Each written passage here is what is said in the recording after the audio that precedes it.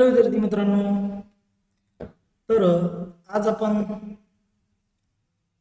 एक नवीन चॅप्टर या ठिकाणी डिस्कस करणार आहोत. 11th क्लासचं जे पहिलं चॅप्टर आहे, म्हणजे आपण आजपासून 11th क्लासचा सिलेबस हा स्टार्ट करणार आहोत. त्याआधी मला तुम्हाला थोडीशी एक बेसिक माहिती, जी तुम्हाला माहीत असेल, बऱ्याच मुलांना माहीत असते की ईडी किती मार्काची असते, त्यामध्ये किती सेक्शन पडतात. जवळपास मुलांनाही माहीत आहे, पण ज्या मुलांना माहीत नाही त्यांच्यासाठी आपण एक थोडंसं त्याच्यामध्ये थोडीशी एक माहिती सांगून देऊया. शॉर्टमध्ये सांगणार की किती टक्के सिलेबस असतो, किंवा सांगायचं म्हणजे मेनली करून जे सांगायचं मला ते फक्त एकच गोष्ट सांगायची या ठिकाणी की ह्या चॅप्टरचं वेटेज. बाकी गोष्ट आपल्याला सगळं माहीत असते. कोणतंही चॅप्टर जर घ्यायचं असेल तर त्याआधी आपल्याला त्या चॅप्टरचं वेटेज माहीत असणं गरजेचं असते. आणि या चॅप्टरमध्ये आपण थोड्याशा कन्सेप्ट ज्या आहेत की ज्या समोरच्या चॅप्टरसाठी इम्पॉर्टंट ठरू शकतात, त्या काही कन्सेप्ट आपण या ठिकाणी डिस्कस करणार आहोत. तर या चॅप्टरचं जनरली वेटेज एकदम सोपं चॅप्टर आहे. द लिव्हिंग वर्ल्ड म्हणजे असं काही डिफिकल्ट असं चॅप्टर नाही आहे. याचं जे वेटेज असतं ते 0 to 1 क्वेश्चन. वेटेज किती असतं या चॅप्टरचं? 0 to 1 क्वेश्चन. पण हे चॅप्टर महत्वाचं यासाठी सुद्धा आहे की ते समोरचे चॅप्टर काही असतात की ते याच्यावर थोडेसे डिपेंड राहतात. ठीक आहे, ह्या काही कन्सेप्ट त्या ठिकाणी आपण यूज करत असतो फ्रिक्वेंटली, त्यामुळे या चॅप्टरची माहिती घेणं गरजेचं ठरते. ठीक आहे, पण एक क्वेश्चन म्हटलं चॅप्टर सोपं आहे, त्यामुळे तरी सुद्धा हे चॅप्टर तुम्हाला किती मार्क देऊन जाऊ शकते? 4 मार्क कन्फर्म देऊन जाऊ शकते.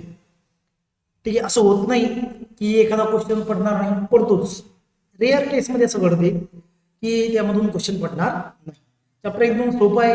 तर बघूया आपण द लिव्हिंग वर्ल्ड. चॅप्टरचं नाव द लिव्हिंग वर्ल्ड. आता लिव्हिंग वर्ल्डचा अर्थ काय की या ठिकाणी पृथ्वीवरती आपण वेगवेगळे प्राणी पाहतो, वेगवेगळे झाडं बघतो. तर यांच्यामध्ये ती लिव्हिंग आहे हे आपण कशावरून ठरवणार? बरोबर आहे. सपोज एखादा व्यक्ती आहे, मग तो लिव्हिंग आहे की डेड आहे हे आपण कशावरून ठरवणार? तर त्याचे काही कॅरेक्टरिस्टिक्स आपल्याला ह्या चॅप्टरमध्ये शिकायचे आहेत. म्हणजे काही ठराविक कॅरेक्टरिस्टिक्स आहेत की ते कॅरेक्टरिस्टिक्स जो ऑर्गॅनिझम दाखवणार त्याला आपण काय म्हणणार? लिव्हिंग म्हणणार किंवा नॉन लिव्हिंग म्हणणार, जर त्याने ते कॅरेक्टर दाखवले नाही तर. ठीक आहे, तर बघूया या चॅप्टरमध्ये आपण काय काय डिस्कस करणार आहे. तर व्हॉट इज द लिव्हिंग, म्हणजे लिव्हिंग म्हणजे नेमकं काय? प्रश्न तोच, लिव्हिंग आपण कशाला म्हणायचं? तर बघूया. How wonderful is the living world. म्हणजे आपलं जे जग आहे एकदम आश्चर्यकारक आहे. आता आश्चर्यकारक का बरं? कारण काही प्राणी असे आहेत की ते 2-2 ग्रुपचे कॅरेक्टर दाखवतात. जसं की एक्झाम्पल डगविल प्लॅटिबस कशाचं दाखवतात ते कॅरेक्टर? ते मॅमल्सचं कॅरेक्टर दाखवतात आणि त्याचबरोबर रेप्टाईलचं सुद्धा कॅरेक्टर दाखवतात. म्हणजे आपण जर वाळवंटामध्ये गेलो, डेझर्ट एरियामध्ये गेलो, माउंटेन हिल एरियामध्ये गेलो, मर्शिलँडकडे गेलो, तर असा एकही एरिया नाही अर्थचा की त्या ठिकाणी तुम्हाला लिव्हिंग ऑर्गॅनिझम सापडणार. पण विचार करण्यासारखी गोष्ट ही असणार की सगळे लिव्हिंग ऑर्गॅनिझम हे तरी सुद्धा सारखे राहणार. मग त्याचं काय आन्सर आहे किंवा त्याचं काय रिझन आहे? सगळे लिव्हिंग आहेत तरी सुद्धा डिफरन्स. झाडांचा जरी विचार केला, झाडांचा जरी कन्सिडर केला पण झाडांना, तर ज्या ठिकाणी बर्फ पडते त्या भागामधील झाडं थोडीशी वेगळी असतात. वाळवंटाच्या एरियामधील काटेरी झाडं असतात. बरोबर आहे की? म्हणजे झाडांमध्ये सुद्धा बदल असतो. The wide range of living types is amazing. The extraordinary habitat in which we find living organism. आता बरेच असे ऑर्गॅनिझम आहेत की त्यांच्यामध्ये आपल्याला एक्स्ट्रा ऑर्डिनरी असे कॅरेक्टर पाहायला मिळतात. म्हणजे ते ऑर्गॅनिझम ज्या एरियामध्ये राहतात त्या एरिया सोबत मॅच करण्यासाठी किंवा ऍडजस्ट करण्यासाठी त्यांनी स्वतःमध्ये काय करून घेतलेले? ऍडॅप्टेशन. त्याला काय म्हणतो आपण? ऍडॅप्टेशन करून घेतलेलं असते. Organism B it cold mountain म्हणजे थंड एरियामध्ये ते सापडतील आपल्याला. डिसिडियस फॉरेस्ट एरियामध्ये ऑर्गॅनिझम सापडतील. ओशन मध्ये ऑर्गॅनिझम सापडतात, फ्रेश वॉटर लेक मध्ये ऑर्गॅनिझम सापडतात, डेझर्ट मध्ये ऑर्गॅनिझम सापडतात, हॉट स्प्रिंग मध्ये ऑर्गॅनिझम सापडतात. लिव्ह अस स्पीचलेस म्हणजे काय की आपल्याला विचार करण्यासाठी किंवा आश्चर्यकारक मार्वलस ते आपल्यासाठी ठरतात. कारण प्रत्येक ठिकाणी जे आपण इथं बघितलं cold mountain, deciduous forest, ocean, fresh water, desert, hot spring या ठिकाणी जे ऑर्गॅनिझम आहेत यांच्यामध्ये 101% सिमिलॅरिटी तर असेलच पण काही प्रमाणात डिससिमिलॅरिटी सुद्धा आपल्याला पाहायला मिळणार आहे. आणि तीच गोष्ट आपल्या अर्थला एकदम ब्युटिफुल बनवते, एक कॅरेक्टरिस्टिक बनवते. त्यानंतर ब्युटी ऑफ गॅलोपिंग हॉर्स. आता गॅलोपिंग हॉर्स म्हणजे काय, जो घोडा पळतोय धावत आहे घोड्याची ब्युटी. तो कसा धावतो की तो 4 पाय सोबत जमिनीवर टेकवतो, माग घोडं असतं त्याचं. त्यानंतर मायग्रेटिंग बर्ड. आता घोडा तर पाहिलेला आपण, पण मायग्रेटिंग बर्ड म्हणजे काय, मायग्रेशनचा अर्थ असा असतो की ते पक्षी वर्षभरामध्ये एका ठिकाणून दुसऱ्या ठिकाणी जात असतात. जसं की काही पक्षी दुसऱ्या देशामधून आपल्या भारताच्या राजस्थान ह्या राज्यामध्ये काही दिवसासाठी येतात आणि परत ते त्यांच्या मायदेशी जिथून ते आलेले आहेत तिथे ते परत जात असतात. अशा पक्ष्यांना आपण काय म्हणतो, मायग्रेटिंग बर्ड. एका ठिकाणून दुसऱ्या ठिकाणी ते मायग्रेट होत असतात. त्याचे रिझन व्हेरियस असू शकतात. एक तर सीझन असू शकतो की त्यांचा रिप्रोडक्टिव्ह पिरियड असू शकतो वर्षामध्ये, त्यासाठी ते एका ठिकाणून दुसऱ्या ठिकाणी जाऊ शकतात. द व्हॅली ऑफ फ्लावर्स और द अटॅकिंग शार्क ओस and a deep sense of wonder. आता एखादी दरी असते तिथे खूप सारे अट्रॅक्टिव्ह फ्लावर्स असतात प्रेझेंट, ते आपल्या आपलं अट्रॅक्शन त्याच्याकडं करत असते. त्याचबरोबर शार्क सगळ्यांना माहित आहे की ते सुद्धा एक त्यांची शिकारी त्यांना म्हणलं जातं, शिकारी मासे ज्याला म्हणलं जातं. एक आपलं एक वंडर आहे आपल्यासाठी, एक आश्चर्यकारक घटना. The biological conflict and cooperation among member of population and among population of a community.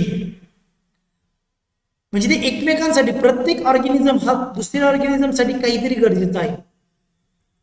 आणि ते जे पॉप्युलेशन आहे, जसं की आता एक सिंपल एक्झाम्पल जर द्यायचं ठरलं तर जे कार्निवरस ऑर्गॅनिझम असतात जंगलामध्ये म्हणजे मांस खाणारे, त्यांचं काम काय की जे हर्बिवर्स आहे त्यांचा नंबर कंट्रोल करणे, त्यांचा नंबर वाढू द्यायचा नाही. म्हणजे एकमेकांसाठी कोऑपरेशन किंवा इकॉनॉमिकली इम्पॉर्टंट ते राहत असतात. Even the molecular traffic inside a cell make us deeply reflect on what indeed is life. ज्यावेळेस आपण सेलचा विचार करणार, सेलच्या आतल्या स्ट्रक्चरचा विचार करणार, त्यावेळेस आपल्याला एक आश्चर्य जाणवते की नेमकं लाईफ म्हणजे काय. हा प्रश्न त्या ठिकाणी आपल्याला पडलेला असतो की नेमकं लाईफ आहे तरी काय नेमकं. ठीक आहे, this question has to implicate question within it. आता यामध्ये 2 क्वेश्चन आपल्याला विचारात येऊ शकतात. The first is a technical one and 6 answer to what living is opposed to the non living. अशा काय गोष्टी आहेत की त्या लिव्हिंगला आणि नॉन लिव्हिंगला सेपरेट करतात. And second is a philosophical.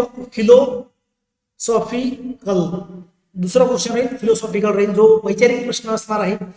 पण and 6 answer to what the purpose of life. आणि दुसरा प्रश्न काय आहे, आयुष्याचा पर्पज काय आहे, जगण्याचा पर्पज काय आहे.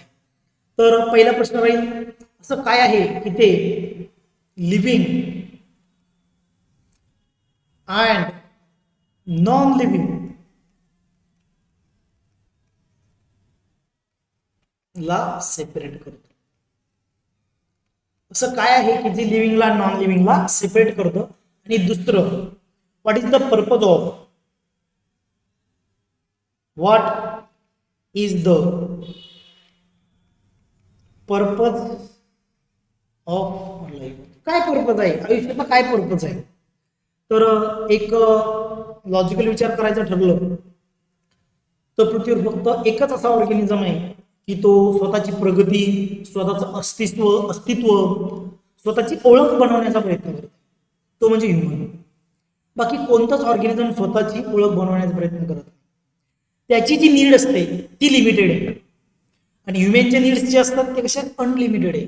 ग्रीडी आहे माणूस, आणि त्या ग्रीडीपणामुळेच आपण निसर्गाचं सुद्धा नुकसान केलेलं आहे. तर लाईफचं पर्पज काय आहे, तर त्याच्याबद्दल पण आपण थोडंसं तर डिस्कस करणार आहे. As scientist we shall not attempt answering the second question. आणि अजूनही आपल्याला सेकंड क्वेश्चनचं जे आन्सर आहे ते मिळालं नाही, पण आपण एक म्हणू शकतो की लाईफचं इथं पर्पज काय. तर लाईफचं पर्पज आपल्याला असं सांगता येईल की समोरची पिढी देणं हे सुद्धा एक लाईफचं पर्पज असणार, किंवा इव्होल्युशन मध्ये पार्टिसिपेट होणं हे सुद्धा एक जनरली आपण फिलॉसॉफिकली विचार करू शकतो की त्याचं पर्पज असू शकते. We will try to reflect on what is the life. Philosophically आपल्याला त्याचा आन्सर कळाला नाही की नेमकं लाईफचं पर्पज काय, ते आपण आपल्या दृष्टिकोनातून पाहणार की आपल्या आयुष्याचं पर्पज काय असते. जसं की प्रत्येक माणूस जन्माला येणार, पण प्रत्येकाचं आयुष्याचं पर्पज माहित नाहीये कोणाला, प्रत्येकाचं वेगळं आहे. आता ह्युमनमध्ये हे झालं, पण जे बाकीचे प्राणी आहेत त्यांच्यामध्ये थोडी पर्पज आहे आयुष्याला. तर त्या प्रश्नाचा विचार आपण या ठिकाणी करणार नाही. आपण या चॅप्टरमध्ये एकाच गोष्टीचा विचार करणार आहे, आणि तो प्रश्न म्हणजे काय, तर तो असणार व्हॉट इज द लाईफ. म्हणजे नेमकं लाईफ आहे तरी काय, किंवा आयुष्य नेमकं आहे तरी काय, याच्यावरच आपण इथं डिस्कस करणार आहोत. मग चला बघूया आपला जो महत्वाचा प्रश्न जो आहे या चॅप्टरचा, त्याच्यावर थोडंसं आपण सुरुवात करू. When we try to define life, we conventionally look for distinctive characteristics exhibited by living organism. आता काय की आपण जेव्हा एखाद्या ऑर्गॅनिझमला जिवंत म्हणतो किंवा लाईव्ह आहे असं म्हणतो, त्यावेळेस त्या ऑर्गॅनिझमने काही कॅरेक्टर दाखवत होतो. जे लिव्हिंग आहेत ते काही ठराविक कॅरेक्टर दाखवतात. मग जसं की कोणतं असणार, growth, reproduction, ability to sense environment. जसं की आता जर आपण तर सध्या समर सीझन आहे, तर आपल्याला सांगायची गरज नाही पडत की आपल्याला गरमी होऊ लागलेली आहे किंवा ऊन तपू लागलेलं आहे. ही गोष्ट आपल्याला आपोआप कळते.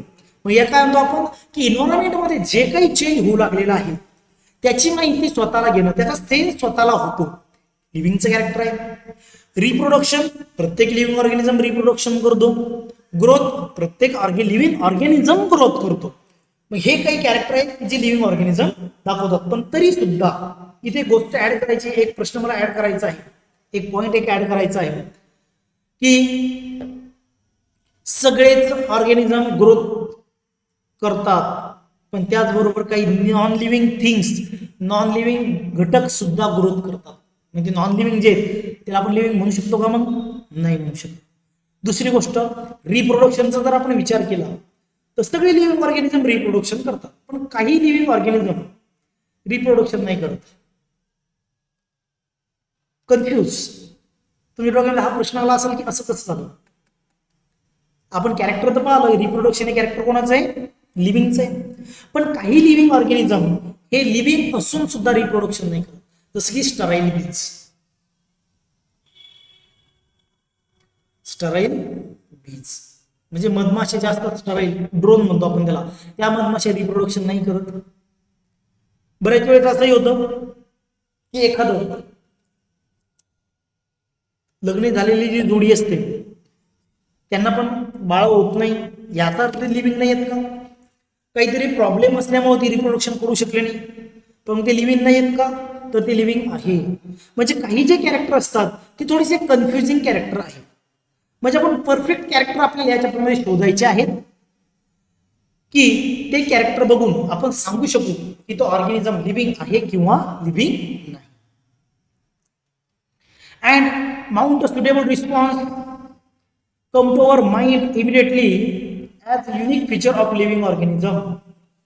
जर आपण एक्झाम्पल बघितलं, आपल्या हाताला एखाद्या वेळेस चटका लागला तर त्यावेळेस आपल्याला लगेच कळतं आणि आपल्या ब्रेन त्याच्यावर ऍक्शन घेतो, त्याला रिफ्लेक्स ऍक्शन म्हणतो आपण, बरोबर की नाही. तर ते काय, ते कॅरेक्टर आहे कोणाचं, लिव्हिंग ऑर्गॅनिझमचं. One can add a new more feature like metabolism. त्यामध्ये आपण काही काही फीचर ऍड करणार. Metabolism, ability to self replicate and self organise. तर आपण एक एक डिस्कस करू. मेटाबॉलिझम म्हणजे काय. मेटाबॉलिझम मेटाबॉलिझमची डेफिनेशन सिंपल आहे. Any chemical reaction perform in living organism. कोणतीही केमिकल रिॲक्शन जर लिव्हिंग ऑर्गॅनिझम मध्ये होत असेल तर त्याला आपण मेटाबॉलिझम म्हणत असतो. Any chemical reaction, any chemical reaction perform म्हणा, अक्युर म्हणा, काही परफॉर्म इन लिव्हिंग, त्याला आपण म्हणणार मेटाबॉलिझम. मेटाबॉलिझमचे दोन प्रकार पडतात, एक कॅटाबॉलिझम आणि एक ॲनाबॉलिझम. तर ते आपण एखाद्या चॅप्टरमध्ये समोर डिस्कस करणार आहोत की कॅटाबॉलिझम म्हणजे काय असतं, ॲनाबॉलिझम म्हणजे काय असतं. समोरचं ॲबिलिटी टू सेल्फ रिप्लिकेट, म्हणजे तो स्वतःला रिप्लिकेट करू शकतो. ही सुद्धा एक लिव्हिंग ऑर्गॅनिझमची ॲबिलिटी आहे. सेल्फ ऑर्गॅनाइज म्हणजे तो स्वतःचा विचार करू शकतो, त्याला सेन्सेस आहेत. Interact and emergence to this list, आणि आपण दुसऱ्या ऑर्गॅनिझम सोबत सुद्धा इंटरॅक्ट करू शकतो. किंवा एमर्जन्सी घटक, एमर्जन्सी कंडिशन मध्ये आपल्याला त्या ठिकाणी ते घटना सुद्धा कळतात की नेमकं काय कंडिशन आहे. तर हे सगळे कॅरेक्टर काय असतात लिव्हिंगचे. पण याच्यामध्ये काही कॅरेक्टर परफेक्ट कॅरेक्टर आहेत तर काही imperfect character. Let us try to understand each of this. आता याच्यामधलं आपण एक एक कॅरेक्टर क्लासिफाय करणार किंवा एक्सप्लेन करणार आहोत. All living organism grow. बघा मग आता आपलं पहिले कॅरेक्टर आपण डिस्कस कोणतं करणार की सर्व लिव्हिंग ऑर्गॅनिझम काय करतात, ग्रोथ करतात. एखादं लहान बाळ जर जन्माला ते ग्रोथ करणार आहे आपल्याला माहिती आहे. ठीक आहे, कोणताही पक्षी प्राणी ग्रोथ करतो आपल्याला हे माहित आहे. आता ग्रोथ म्हणजे नेमकं काय, increase in mass and increase in mass and increase in number of individual are twin character of growth. आता काय त्या ऑर्गॅनिझमचं मास वाढणं किंवा त्याचा नंबर वाढणं हे दोन कॅरेक्टर आहे ग्रोथ मधील. पण आता प्रश्न आहे की काही मल्टीसेल्युलर ऑर्गॅनिझम हे ग्रोथ कसे करतात, सेल डिव्हिजन करून. बरोबर आहे, काही मल्टीसेल्युलर ऑर्गॅनिझम हे ग्रोथ करतात सेल डिव्हिजन करून. तर काही नॉन जे युनिसेल्युलर ऑर्गॅनिझम आहेत त्यांचं सेल डिव्हिजन होत नाही, मग त्यांची ग्रोथ कशी, तर त्याच्यात सुद्धा आपल्याला इथे विचार करावा लागणार. A multicellular organism grow by cell division. मी आता सांगितलं की जे मल्टीसेल्युलर असतात ते ग्रोथ कशी करतील, त्यांची सेल डिव्हिजन करून. In plant this growth was by cell division occur continuously throughout the life span. आता जर आपण एखादा माणूस बघितला किंवा एखादा व्यक्ती बघितला, त्याची हाईट ग्रोथ एका लिमिट एज पर्यंत होणार आहे. पण तोच विचार जर आपण एखाद्या झाडाबद्दल केला, प्लांट बद्दल केला, तर त्या झाडाची growth through out the life चालत असते. कंटिन्युअसली ग्रोथ त्याची होत राहील. म्हणजे ग्रोथ मध्ये काही फरक आहे, कोणाची ठराविक काळासाठी होती, कोणाची लाईफ टाईम चालू राहते. In animals this growth is only up a certain age. मी तुम्हाला आता सांगितलं की एखाद्या व्यक्तीची किंवा एखाद्या कोणत्याही प्राण्याची जी ग्रोथ असते एका ठराविक एज पर्यंतच होत असते. However cell division occur in certain tissue to replace the lost cell. पण मग तरी सुद्धा आता एक मुलगा आहे, त्याची ग्रोथ झाली कंप्लीट, ठीक आहे, आता ग्रोथ स्टॉप झाली. याच्यानंतर याचा अर्थ याच्यामध्ये सेल डिव्हिजन होणार नाही. याच्यामध्ये सेल डिव्हिजन होणार की नाही होणार, 100% होणार.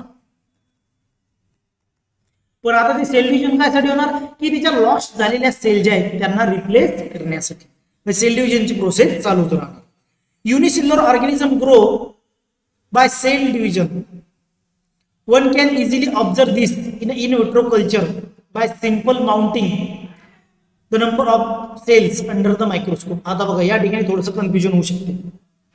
आपण सांगितलं की ग्रोथ म्हणजे काय, त्याचा मास वाढणं. पण युनिसेल्युलर सिंगल सेल्युलर असल्यामुळं त्यांच्यामध्ये नंबर ऑफ सेल तर काही वाढणार नाहीये.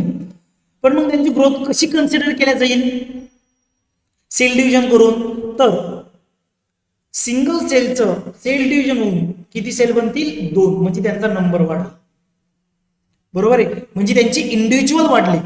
एकाच ऑर्गॅनिझम मध्ये सेलचा नंबर वाढला नाही, तर त्यांची इंडिव्हिज्युअल वाढले by the process of cell division. आणि हे आपल्याला कुठे दिसणार, मायक्रोस्कोप खाली आपण सहजपणे ही गोष्ट ऑब्झर्व करू शकतो. In majority of higher plant and animal growth and reproduction are mutually exclusive event. आता जे बरेच हायर ॲनिमल असतात म्हणजे डेव्हलप झालेले प्लांट आणि ॲनिमल असतात त्यांच्यामध्ये रिप्रोडक्शन आणि ग्रोथ हे एकमेकांना पूरक अशा घटना आहेत, कॉम्प्लिमेंटरी घटना आहेत. रिप्रोडक्शन मध्ये काय होणार की त्या ऑर्गॅनिझमचा नंबर वाढायला जाणार की पहिले तो एक होता नंतर त्याचे 4 बाळ झाले नंतर परत त्या 4 बाळांना परत 2-2 बाळ झाले म्हणजे त्या स्पेसीसचा नंबर वाढला म्हणजे म्युच्युअली आहे ना, कॉम्प्लिमेंटरी आहे. तर आपण ग्रोथ म्हणू शकतो. One must remember that increase in body mass is consider as a growth. आणि दुसरी गोष्ट आपल्याला लक्षात ठेवण्यासारखी आहे.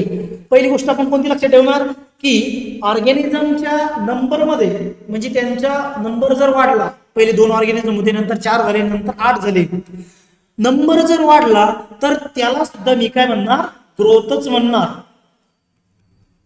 आणि त्या ऑर्गॅनिझमचं मास वाढलं तरी सुद्धा मी त्याला काय म्हणणार, ग्रोथच म्हणणार. One must remember that increase in the body mass is considered as growth. आणि बॉडी मास सुद्धा काय कन्सिडर करणार, ग्रोथ कन्सिडर करणार. पण आपल्याला माहित आहे की जो माउंट एव्हरेस्ट आहे दरवर्षी थोडा थोडा इन्क्रीज होत जातो, त्याची ग्रोथ होत चाललेली आहे, तो हाईट वाढू लागलेली आहे. याचा अर्थ त्याला आपण ग्रोथ म्हणू शकतो का किंवा त्याला आपण लिव्हिंग म्हणू शकतो का. तर आपण म्हटलं growth is a characteristics of living organism. पण जे नॉन लिव्हिंग आहेत ते पण ग्रोथ करायला लागले म्हणजे माउंटेन हा ग्रोथ करायला लागला. रेतीचे जे गंज पडलेले असतात दुसरीकडची रेती तिच्यावर उडून येते, तिथं तिची हाईट वाढते, वजन वाढतं, नंबर वाढतात, मग त्याला आपण ग्रोथ म्हणणार का. तर हेच रिझन आहे. ग्रोथ हे कन्फ्युजिंग कॅरेक्टर आहे कारण ते नॉन लिव्हिंग पण दाखवतात आणि लिव्हिंग सुद्धा ते ग्रोथचं कॅरेक्टर दाखवतात. Non living object also grow if take increase in a mass. जर आपण मासला जर ग्रोथचा क्रायटेरिया पकडला तर त्याचं वजन वाढते, मग त्याला आपण ग्रोथ म्हणणार का, त्याला आपण लिव्हिंग म्हणणार का. तर त्याला आपण लिव्हिंग म्हणू शकत नाही. मग ग्रोथ म्हणजे कसं कॅरेक्टर आहे, imperfect character of living. Mountains, boulders and sand mount to grow. Mountain वाढतात, बोल्डर्स वाढतात, सँड माउंट जे असतात म्हणजे रेतीचे गंज जे असतात त्यांची सुद्धा हाईट वाढते. However this kind of growth exhibited non living object by accumulation of material on the surface. आज सपोज आपण काय केलं, इथं काही रेती आणून टाकली, सँड आणून टाकली, उद्या परत आणखी सँड आणून टाकली, परवा दिवशी आणखी सँड आणून टाकली. आपण रोज त्या ठिकाणी सँड जर टाकत गेलो तर तिथल्या सँडचं मास वाढणार म्हणजे त्या तिथे काय होणार, मटेरियल जमा होणार म्हणजे मटेरियलचं अक्युम्युलेशन होणार. म्हणजे जर मास वाढलं तर त्याला आपण ग्रोथ म्हणू शकतो का, आता नाही म्हणू शकतो. ठीक आहे. The living organism growth is from outside, sorry inside. म्हणजे लिव्हिंग ऑर्गॅनिझम आहे त्यांच्यामध्ये ग्रोथ कशी राहणार, इनसाइड ग्रोथ राहणार, आतून त्या ऑर्गॅनिझमची ग्रोथ होणार. Such therefore cannot be taken as a defined property of living organism. आणि यामुळेच आपण काही एक्झाम्पल घेतले की ते लिव्हिंग आहेत 100% ग्रोथ दाखवतात, काही नॉन लिव्हिंग आहेत तरी सुद्धा ग्रोथ दाखवतात. म्हणजे जे ग्रोथ हे कॅरेक्टर आपण कन्सिडर केलेलं आहे हे आपण लिव्हिंग ऑर्गॅनिझमची परफेक्ट प्रॉपर्टी म्हणू शकत नाही. कारण ग्रोथ दोन्हीमध्ये पण आपल्याला दिसून येत आहे, लिव्हिंग मध्ये सुद्धा आणि नॉन लिव्हिंग मध्ये सुद्धा. Condition under which it can be observe in all living organism have to be explain and then we understand that it is a characteristics of living system. A dead organism do not grow. आणि आपण observe केल्या condition खूप साऱ्या आणि त्यावेळेस आपण असं ह्या पॉइंटवर पोहोचलो की ग्रोथ हे लिव्हिंग ऑर्गॅनिझमचं कॅरेक्टर आहे, कारण कोणतंही ऑर्गॅनिझम डेड ऑर्गॅनिझम काय दाखवत नाही, ग्रोथ दाखवत नाही. पण तरी सुद्धा आपण ग्रोथला एक परफेक्ट कॅरेक्टर म्हणू शकणार नाही. तर आता आपण इथं बघितलं माउंटेन जो आहे आपला माउंट एव्हरेस्ट हिमालय पर्वत, त्याची काही कालांतराने ग्रोथ होत असते, मग तो लिव्हिंग आहे का? नाही. ठीक आहे, त्यामुळे आपण या ग्रोथला एक परफेक्ट कॅरेक्टर म्हणणार नाही. तर अशा प्रकारे आपण या चॅप्टरचा एक टॉपिक इथं कव्हर केलेला आहे, म्हणजे या चॅप्टरची सुरुवात आपण या ठिकाणी केलेली आहे. जर तुम्हाला नीटची तयारी करायची असेल तर तुम्हाला एनसीईआरटीचा यूज करावा लागेल. ठीक आहे, आपण जर व्यवस्थित तयारी केली, व्यवस्थित एनसीईआरटी रीड केली तर 90 क्वेश्चन पैकी आपण ऍटलिस्ट 85 क्वेश्चन अटेम्प्ट करून येऊ शकतो. जर तुम्ही कन्सेप्च्युअली चॅप्टर समजून घेतले आहेत सर्व, तर 89 पर्यंत क्वेश्चन आपल्याला त्या ठिकाणी काय करता येईल, अटेम्प्ट करता येईल.